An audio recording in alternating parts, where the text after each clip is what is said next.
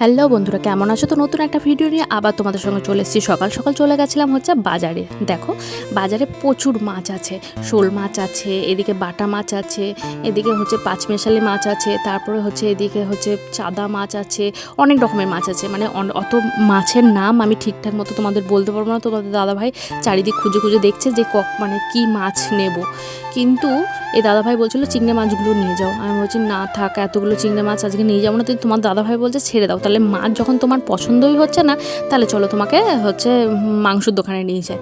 তো একটু মাংস নিয়ে বাড়ি চলে যাই। তো তারপরে চলে আসলাম দেখো একটা মুরগির দোকানে।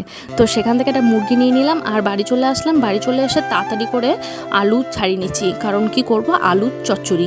তো দেখো এদিকে পেঁয়াজ, আলু আর কাঁচা লঙ্কা মানে কেটে ধুয়ে নিচ্ছি, আর এদিকে প্রেসারে দিয়ে দিচ্ছি। প্রেসারে দিয়ে তেল, হলুদ, লবণ দিয়ে জল দিয়ে এটা সিটি মেরে দেবো, তাড়াতাড়ি আলুর তরকারিটা হয়ে যাবে, যেহেতু ছেলেটা পড়তে যাবে। আর এদিকে গরম জল বসিয়ে দিয়েছি। গোটা মুরগি নিয়ে এসছে যেটা লোম পরিষ্কার করবে। তারপরে হচ্ছে পাটের শাক নিয়েছি বাজার থেকে, 10 টাকার অনেকগুলো শাক দিয়েছে জানো তো। আর পাটের শাক খেতে খুব ইচ্ছা করছিল। তো যাই হোক, পাটের শাকগুলো ছাড়িয়ে নিচ্ছি আমি এরকম করে একটা একটা করে পাতাগুলো, আর শিরগুলো কেটে নিচ্ছি পাটের শাক যেহেতু। তারপরে দেখছি সিটি মেরে দিয়েছে আলুর তরকারিতে। তো তাড়াতাড়ি সাঁড়াশি করে খুলে নিচ্ছি সিটিটা, যে আমার আলুর তরকারিটা বের করে ছেলেদেরকে খাইয়ে হচ্ছে পড়তে পাঠাবো। তো তাড়াতাড়ি করে আলুর তরকারিটা দেখো রেডি এদিকে। আর এদিকে করেছিলাম মানে জল দেওয়া ভাত, কালকের জল দেওয়া ভাত অনেকগুলো ছিল, তো ছেলেরা বললো এটাই খাবো। তো তাড়াতাড়ি করে জল দেওয়া ভাত দিয়ে আলুর তরকারি দিয়ে মাখিয়ে দুই ভাইকে একসঙ্গে খাইয়ে দিচ্ছি, যেভাবে আমার মা হচ্ছে আমাকে আর আমার ভাইকে খাইয়ে দিত জানো তো। ওদের খাওয়াচ্ছি আর আমার এটা খুব মনে পড়ছে। তো চলো বন্ধুরা দেখো, তারপরে হচ্ছে ওরা ব্যাগ গুটিয়ে নিচ্ছে পড়তে যাবে বলে। আর এদিকে পাটের শাকগুলো বেছে নিয়েছি আর বালতিতে করে জল নিয়ে সুন্দর করে পাটের শাকগুলো দলি দলি ধুয়ে নিচ্ছি। শাকটা ধোয়ার পরেই তো কাটতে হবে, তাই না?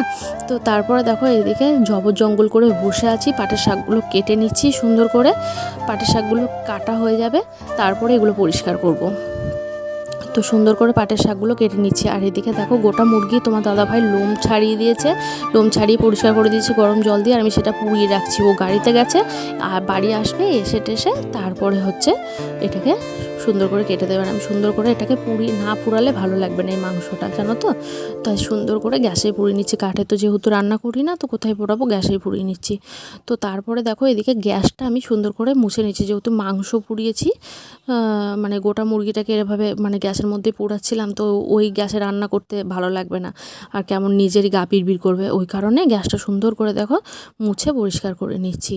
তারপরে বসিয়ে দিয়েছি হচ্ছে ভাত। এদিকে গ্যাসটা দেখো সুন্দর করে মুছিয়ে নিয়েছি আর পাটের শাকগুলো কেটে নিয়েছি। আর এদিকে দেখো পুরো চাল জল একসাথে বসিয়ে ভাতের হাঁড়ির ঢাকনাটা দিয়ে দিয়েছি। তো এদিকে হচ্ছে গ্যাসটা ধরিয়ে দেবো। তো গ্যাসটা ধরিয়ে নেওয়ার পরে এদিকে কড়াইটা বসিয়ে দিচ্ছি। কড়াইটা বসিয়ে দিচ্ছি এই কারণে যে পাটের শাকগুলো কেটে রেখেছিলাম সেটা হচ্ছে কড়াইয়ের মধ্যে দিয়ে দিচ্ছি।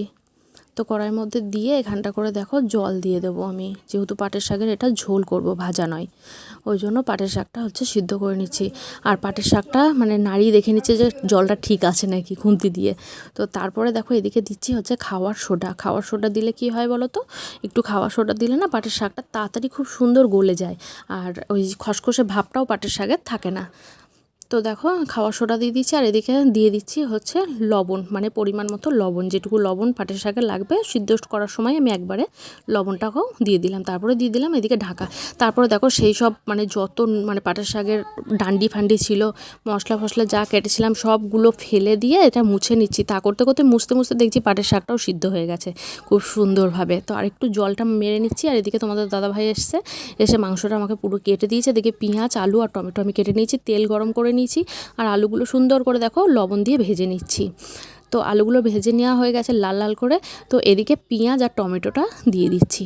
পেঁয়াজ টমেটোটা দিয়ে ভালো করে একটু ভাজা ভাজা করে নিচ্ছি। তারপরে যে মশলাটা করে রেখেছিলাম পেঁয়াজ, আদা, রসুন, জিরে, কাঁচা লঙ্কা সব কিছু দিয়ে সেই মানে বাটাটা মিক্সিতে বেটে নিয়েছিলাম সেটা দিয়ে দিচ্ছি। আর হলুদ, আর এদিকে হচ্ছে শুকনো লঙ্কা, মানে মাংস তো একটু শুকনো লঙ্কা ওই জন্য দেওয়া হচ্ছে। কাঁচা লঙ্কা যদিও বা মশলাতে বেটেছি, তাও একটু শুকনো লঙ্কাটা দিলে ভালোই লাগে, লাল লাল হয় মাংসটা। মুরগির মাংসটা লাল না হলে ভালো লাগে না। তো তারপরে তারপরে দেখো মশলাটা একটু কষিয়ে নেওয়ার পরে মাংসটা দিয়ে দিয়েছি। তো দুখানা ডিমও ছিল ওর মধ্যে জানো। তারপরে কষানোর পরে এদিকে ঢাকা দিয়ে দিয়েছি, আর এদিকে করছি হচ্ছে রসুন থ্যাতো। তো এদিকে ভাতটাও দেখো আমার ফুটে গেছে। আর এদিকে সকাল থেকে মানে খাওয়া হয়নি কিছু, তো তাড়াতাড়ি করে এই যে পাউরুটি ছিল ঘরের মধ্যে আর বাটার দিয়ে চিনি দিয়ে মানে একদম গ্যাসের মধ্যে বসিয়ে দিয়েছি। আর এর আগের দিনকার যে জ্যামটা ছিল সেখানে একটুখানি জ্যাম বেঁচেছিল, মিনি জ্যাম নিয়ে এসেছিলাম, সেটা থেকে একটাতে হয়েছে, সেটাও দেখো করে ওটা আমি খেয়ে নিলাম। আর এদিকে মাংসটা সুন্দর করে কষিয়ে নিচ্ছি আবারও ঢাকনাটা খুলে। তো দেখো কি সুন্দর কষানো হয়ে গেছে। তারপরে এই মাংসটাকে দিয়ে দিচ্ছি প্রেসারের মধ্যে গরম মশলা, লবণ আর জল দিয়ে। এটা হচ্ছে মাংসটা সিটি দেবো, সিটি না দিলে এই মাংসটা ভালো লাগবে না। তারপরে এদিকে দিয়েছি হচ্ছে কড়াইয়ে তেল আর কাঁচা লঙ্কা আর শুকনো লঙ্কা, আর এদিকে রসুন থ্যাতো করে দিয়েছি, কারণ এটা একটু ভাজা ভাজা হবে। ভাজা ভাজা হলে তারপরেই হচ্ছে আমি ওখানে পাটের শাকটা দিতে পারবো, কারণ একটু রসুনের ভাজার গন্ধটা না বেরোলে পাটের শাকটা দিলে ভালো লাগবে না। দেখো শুকনো লঙ্কা আর রসুন ভাজতে দিয়েছে, লাল লাল করে ভাজাও হয়ে গেছে। আর এদিকে আমার মাংসর প্রেসারে যেটা বসিয়েছিলাম সেটা সিটিও পড়ে গেছে। তারপরে দেখো সিদ্ধ করা পাটের শাকটা আমি এখানটা করে দিয়ে দিচ্ছি। তো তারপরে দেখো এদিকে গ্যাসটা কমিয়ে দিলাম আর পাটের শাকটাকেও নামিয়ে নিলাম। আর এদিকে ভাতটা ফ্যান ঝরিয়ে দিয়েছি, হয়ে গেছে। আর এদিকে অনেক বাসন হয়েছে জানো তো বন্ধুরা, প্রচুর বাসন। আর কলপাটটা এই টাইমটায় ছাওয়া থাকে, তো মেজে নিচ্ছি অনেকগুলো বাসন। তারপরে প্রেসারটা খুলতে দেখি সুন্দর একটা মানে মুরগির মাংসর দেখো কি সুন্দর একটা কালার বেরিয়েছে, আর একদম ফুটছে টকবক টকবক করে। তো তারপরে দেখো লাল মুরগির মাংস বানিয়ে নিয়েছি। খেতে কেমন হবে তো বলতে পারছি না, কিন্তু যাই হোক এদিকে হচ্ছে খালি অনেকগুলো জলের বোতল আছে, তো সেগুলো হচ্ছে আমি এখানটা করে ভরে নিচ্ছি। তো তারপরে দিয়ে দিচ্ছি হচ্ছে ফ্রিজের মধ্যে। তো ফ্রিজে দিচ্ছি এই কারণে ঠান্ডা জল ছাড়া তো কিচ্ছু খাওয়া যাচ্ছে না এত গরমে। তারপরে অনেক জামা কাপড় হয়েছিল, সকাল থেকে কাচার টাইমও পাইনি। তারপর এখন জামা কাপড়গুলো দেখো কেচে নিচ্ছি। জামা কাপড়গুলো কেচে নিয়ে ছেলেদের স্নান করিয়ে ভাত দিয়ে দিয়েছি। তারপর তোমাদের দাদাভাই এসছে, আমু স্নান করে ভাত খেতে বসে পড়েছি তোমাদের দাদাভাইয়ের সঙ্গে। তো ভাত নিয়ে খাচ্ছি পাটের শাক দিয়ে। তো ওকে বলছি যে তুমি পাটের শাক নিলে না? তো ও বলছে না পাটের শাক আমি নেবো না, তুমি খাও পাটের শাক, আমার পাটের শাক খেতে ভালো লাগে না। আমি বলছি আমার তো খেতে খুব ভালো লাগছে। বলছে কালকে আরও এক গাদি নিয়ে এসে দেবো, খাবা? তাই বললাম ঠিক আছে।